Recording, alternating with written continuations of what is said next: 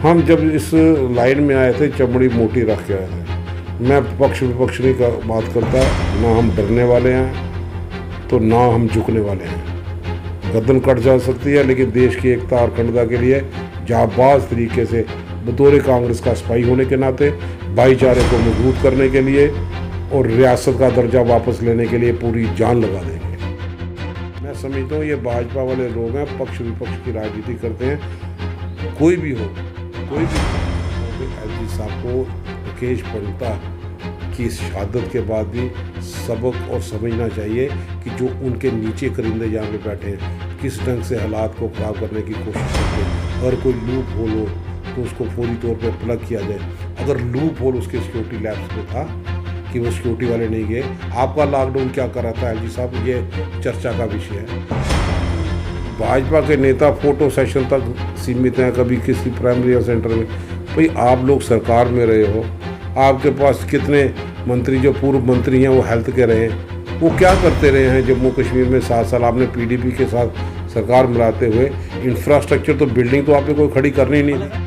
Opposition अगर आवाज़ नहीं बुलंद करती कि आप जम्मू में कोरोना के लिए मौत का आंकड़ा बढ़ रहा है, लाशों का बाजार गर्म हो रहा है, तो शायद इनकी जून तक नहीं देखती। हमने मांग की थी अपोजिशन के तौर पे कि दिल्ली से कोई एक्सपर्ट टीम डॉक्टर्स की आए, वो देखे कि मॉर्टलिटी रेट बढ़ क्यों रहा है, क्या वजूहत है।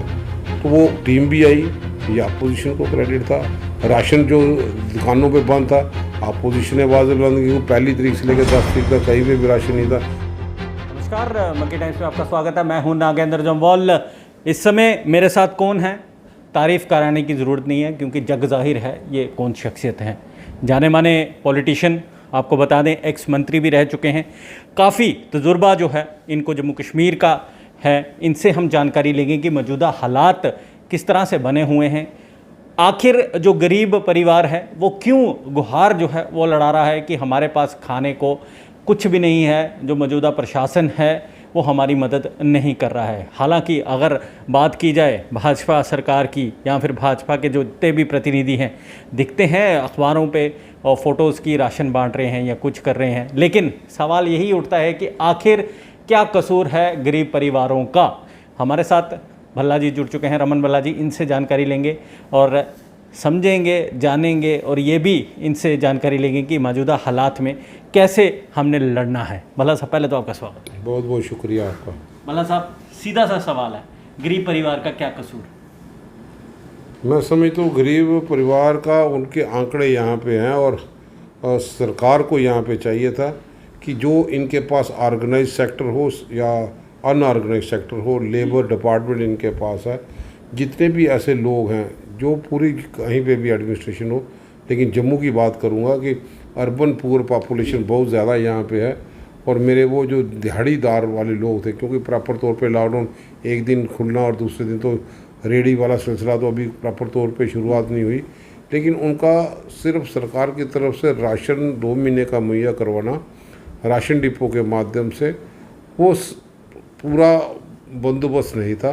क्योंकि सिर्फ आटा और चावल लेके गुजारा नहीं होता, उसके साथ एलाइड कोई और चीज़ें भी, दाल हो, तेल हो, जो शायद लोगों की पहुंच के बाहर। आए दिन आप देखते हैं कि महंगाई का मार बढ़ती चली जा रही है। पेट्रोल डीजल, ये भाजपा के प्रशासित चाहे यूटी हो चाहे केंद्र वाली सरकार हो, इस कोरोना के माध्यम से जब लोग अपनी परेशानी से जूझ रहे हैं, महंगाई ने उनकी कमर तोड़ दी है और भाजपा वाले अभी भी पेट्रोल और डीजल की कीमतों में बढ़ोतरी करते हुए मुनाफे से पीछे नहीं हट रहे। आज उससे ज़्यादा और महंगाई बढ़ पाएगी और लोगों के बीच में उनका चूल्हा जलना बड़ा मुश्किल हो गया। तो अभी तक 1000 रुपया का घोषणा यहाँ पे थी कि उन परिवार वालों के खाते में जाएंगे राशन, क्योंकि बीपीएल हो या दूसरे लोगों, जो लोग बीपीएल में फाल नहीं करते लेकिन है गरीबी रेखा से नीचे, क्योंकि इनकी साइटें बंद थी, नई एडिशन यहाँ पे नहीं हो पाई।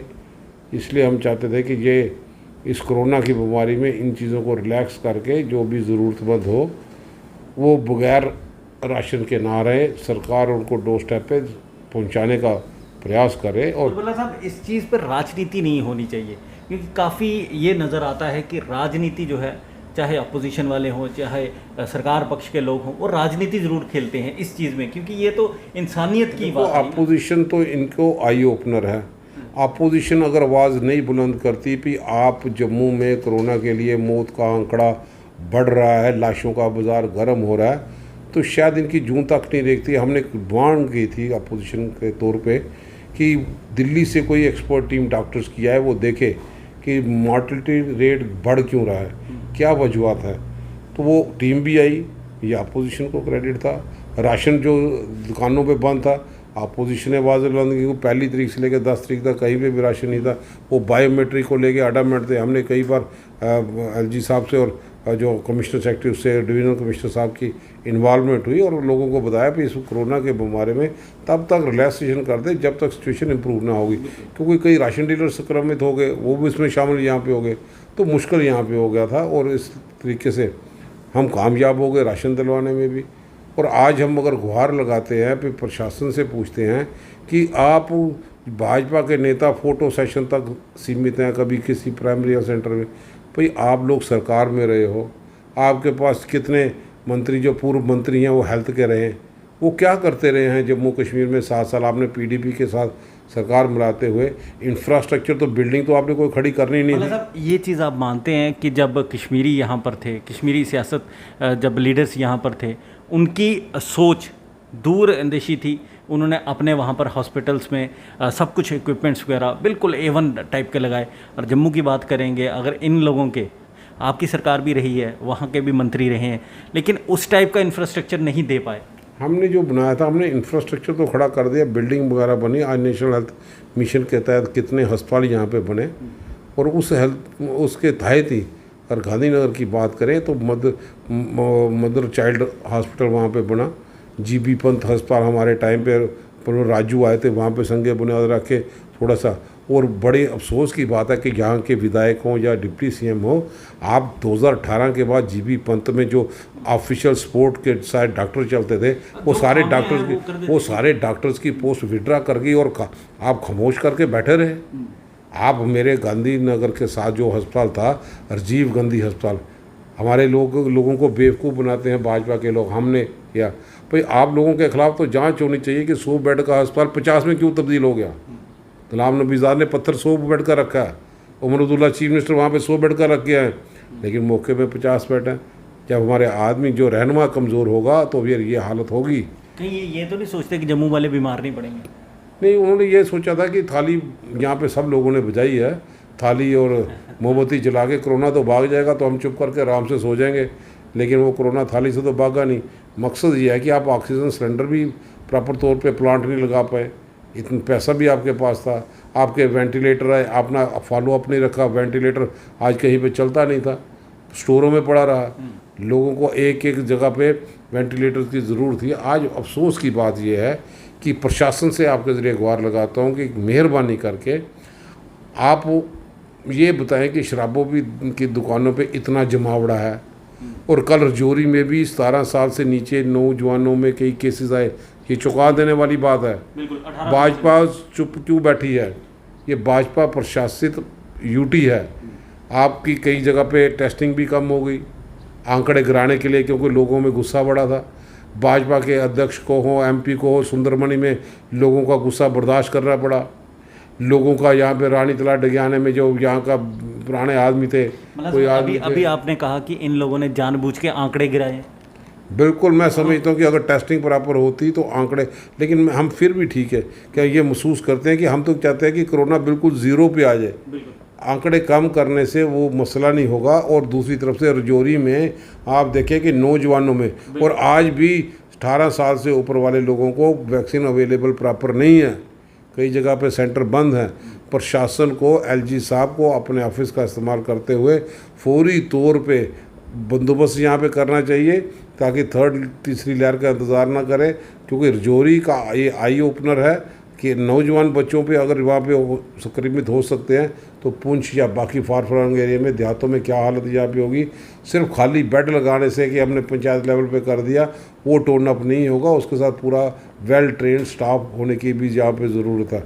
तो आज हम महसूस करते, आपसे भी मांग करेंगे कि ये बताए भाजपा के लोग और हमारे प्रशासन को चाहिए कि जो ऐसी दुकानें या ऐसे शोरूम जिसमें जमावड़ा अचानक यहाँ पे होता है, एडवाइजरी की पालना यहाँ पे नहीं होती, उसको इम्प्लीमेंट करने के लिए लोगों से भी अपील करते हैं कि आप इसको लाइटली हल्के में मत लें कि पॉजिटिव केसेस कम आ रहे हैं लेकिन डेथ रेट कम आ रहा है। लेकिन अंदर खान जो कल जोरी की रिपोर्ट यहाँ पे आई है वो चुका देने वाली है, उसको सीरियसली लिया जाए। खुद हम बचेंगे तो लोगों की भलाई के लिए भी काम यहाँ पे कर पाएंगे। भल्ला साहब, मैं जाते जाते एक सवाल और पूछूंगा।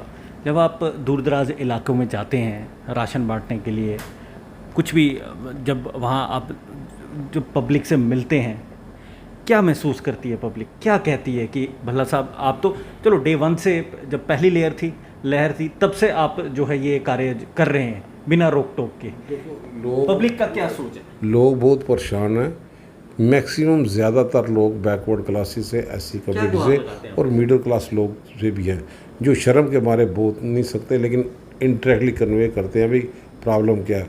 पर्दे में हम लोग जो डिज़र्विंग है, वल्नरेबल सेक्शन, हैंडीकैप है, विडो है, या जिनके जो बेसहारा है, उनको जो रिक्वायरमेंट थी, हमारे वॉलंटियर्स, हमने सारी कमेटी है अपनी कांग्रेस की मीर साहब की लीडरशिप के नीचे सब उसको कन्वर्ट कर दिया कि जो ज़रूरतमंद है उस तक पहुँचे, हमारे कार्यकर्ता पहुँचे, जो उनकी ज़रूरत होगी उसका समाधान किसी न किसी ढंग से यहाँ पे कर पाए। आज हम भाजपा से पूछते हैं कि राशन में राशन कम, लेकिन शराब की दुकानों में जमावड़ा जो लगा है। अब भाजपा जम्मू कश्मीर की जनता जानना चाहती है कश्मीर में कितनी दुकानें आप लोग खोल पाए और जम्मू में कितनी खोली। आज तो चौकों में आज जगह प्रदर्शन है यहाँ पे। भेदभाव का इल्ज़ाम आप लोगों पे? मैं समझता हूँ कि वो लोग ये देखना उनको चाहिए। और आज सबसे ज़्यादा ज़रूरी है कि यूटी एडमिनिस्ट्रेशन में इस कोरोना महामारी से हम लोग निकल के आएँ, क्योंकि इसके कारण भी कई जगह पे डेवलपमेंट एक्टिविटी रुकी गई है। देहातों में हमारे लोगों के जो काम प्रॉपर तौर पे है, जिनका वर्क्स प्रोग्राम है, वो प्रॉपर तौर पे उसकी अप्रूवल अभी तक नहीं पहुंची। तो किसी ना किसी ढंग से देहातों में काम भी यहाँ पे रहे और प्रशासन को चुस्त हम देखना चाहते हैं। अपनी तरफ से बड़ी पूरी कोशिश यहाँ पे करते हैं, लेकिन उम्मीद करते हैं वो तभी कोशिश पूरी होगी जब दिल्ली वाले जो 95 मुल्कों को हमारे लोगों की बच्चों की वैक्सीन बाहर दे के आए, वो वापस किसी ना किसी ढंग से कमी को पूरा करें। जम्मू कश्मीर में हर एक सेंटर पे पूरी तौर पे वैक्सीनेशन लगा दें। सिर्फ 4-5 सेंटर लगाने से काम नहीं होगा। अगर इनको किसी आर्मी के कैडेट की ज़रूरत भी पड़ती है, रिटायर्ड लोगों की और ज़रूरत पड़ती है, उस मैन पावर को इस्तेमाल करने के लिए हिचकिचाए नहीं, ईगो में ना फंसें। कमी ये 7 साल इनकी लोगों ने देख ली हैं। 7 साल ये पावर में भी यहाँ पर रहे। ये उन लोगों की पोस्टें जो वेकेंट थी, उल्टा रजौरी में लोग कितने सड़कों पे बूट पॉलिश करके प्रदर्शन करते रहे, लेकिन इस भाजपा के नेताओं ने, सरकारों ने उनको रखने की कोशिश नहीं की, उनको बाहर निकाला गया। आज ज़रूरत थी उनको उन लोगों की सर्विस भी ली जाए और प्रॉपर तौर पे उन सब का ख्याल यहाँ पे रखा गया। वो कोरोना वॉरियर्स हैं, हम दिल से उनका सम्मान यहाँ पे करते हैं। और इस कोरोना वॉरियर के साथ साथ मैं समझूंगा कि जितने पब्लिक रिप्रेजेंटेटिव हैं वो भी कोरोना वॉरियर, चाहे पक्ष के हो चाहे विपक्ष के हो, वो भी अपना रोल यहाँ पे अदा करें और इस कोरोना की बीमारी को जल्द से जल्द हम जीत पाएँ।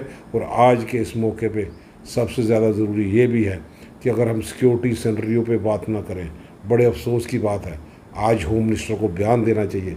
आप एक राकेश पंता की बात नहीं, अजय भारती को भी जान देनी पड़ी, हमारे बड़गांव का सिख बरादरी का चेयरमैन को भी शहादत देनी पड़ी। क्या वजूहत है, आपका क्या सिक्योरिटी ग्रिड है? एक और सीनियर लीडर हैं वीरेंद्र सिंह, उन्होंने भी प्रेस स्टेटमेंट में जारी किया कि उन्हें भी थ्रेट है, लेकिन सिक्योरिटी उन्हें भी नहीं दी जाएगी। यहाँ पे हम लोगों ने एमपी का चुनाव के लिए मैदान में उतरे, एक्स कैबिनेट मिनिस्टर है, किसी के पास कोई स्कॉट नहीं। मूवमेंट एमपी का चुनाव है, कहीं रजौरी जाना पड़े, पुंछ जाना पड़े, किसी का कोई स्कॉट किसी के पास नहीं, कोई सुरक्षा का बंदोबस्त नहीं। मैं चाहता हूँ कि एलजी साहब को राकेश पंता की शहादत के बाद भी सबक और समझना चाहिए कि जो उनके नीचे करिंदे यहाँ पे बैठे हैं किस ढंग से हालात को ख़राब करने की कोशिश करते हैं। अगर कोई लूप होल हो तो उसको फौरी तौर पे प्लग किया जाए। अगर लूप होल उसके सिक्योरिटी लैब्स में था कि वो सिक्योरिटी वाले नहीं गए, आपका लॉकडाउन क्या कर रहा था एलजी साहब, ये चर्चा का विषय है।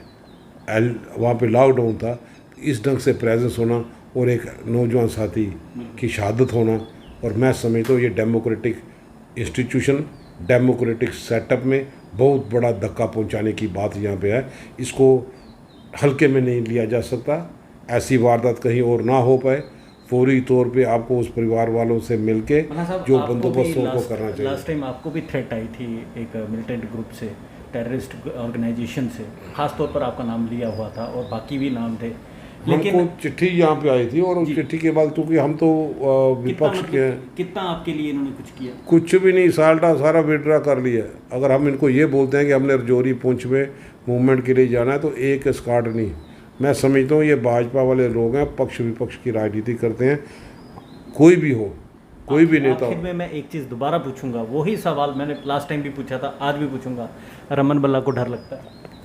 हम जब इस लाइन में आए थे चमड़ी मोटी रख के आए थे। मैं पक्ष विपक्ष नहीं का बात करता, ना हम डरने वाले हैं तो ना हम झुकने वाले हैं। गर्दन कट जा सकती है, लेकिन देश की एकता और अखंडता के लिए जाबाज तरीके से बतौर कांग्रेस का सिपाही होने के नाते भाईचारे को मजबूत करने के लिए और रियासत का दर्जा वापस लेने के लिए पूरी जान लगा देंगे। तो शुक्रिया। जिस तरह से आपने सुना कि रमन बल्ला जी ने साफ तौर पर कह दिया है कि गर्दन भले ही कट जाए लेकिन देश के लिए वो कुछ भी कर गुजर जाएंगे। और साथ ही साथ इन्होंने जिस तरह से ये बातें बोली हैं, अब गवर्नर महोदय जो लेफ्टिनेंट गवर्नर हैं उन्हें भी चाहिए कि संज्ञान में लेना चाहिए। और जाते जाते मैं एक चीज़ और कहूँगा, कई हमारी जम्मू कश्मीर यूटी बोलूँगा क्योंकि रियासत तो अब रही नहीं, यहाँ पर कई बुज़ुर्ग ऐसे हैं जिनका अभी तक आधार कार्ड जो है वो नहीं बना हुआ है, वो घरों पे हैं। कई विकलांग ऐसे हैं जो इस वैक्सीनेशन सेंटर्स तक नहीं पहुंच पाते। इन लोगों के लिए सरकार, जो मौजूदा प्रशासन है, इन्हें कुछ स्पेशल टीम्स गठित करनी चाहिए कि इन लोगों के घरों पे जाके जो है वैक्सीनेशन होनी चाहिए। बिल्कुल ठीक करूँगा। बहुत बहुत शुक्रिया। इसी के साथ मुझे यानी नागेंद्र जम्वाल को इस समय यहाँ से दीजिए इजाज़त। शुक्रिया।